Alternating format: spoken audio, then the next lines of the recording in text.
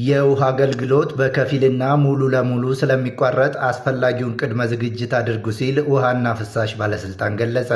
የአዲስ አበባ ከተማ አስተዳደር ውሃና ፍሳሽ ባለስልጣን የለገዳዲ ግድብ የጥሬ ዕቃ ውሃ ማስተላለፊያ ቫልቭ ቅየራ ስራ ከጥቅምት 2 2018 ዓ.ም እስከ ጥቅምት 16 2018 ዓ.ም ድረስ የሚከናወን መሆኑን ገልጿል።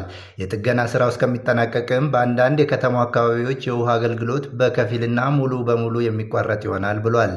የውሃ አገልግሎት በከፊል የሚቋረጥባቸው አካባቢዎች በለሚ ኩራ ክፍለ ከተማ ወረዳ 2፣ 3፣ 5፣ 8፣ 9፣ 10 እና 13 ሲሆኑ በቦሌ ክፍለ ከተማ ወረዳ 1፣ 2፣ 3፣ 4፣ 5፣ 6፣ 7፣ 11፣ 13 እና 14 ናቸው።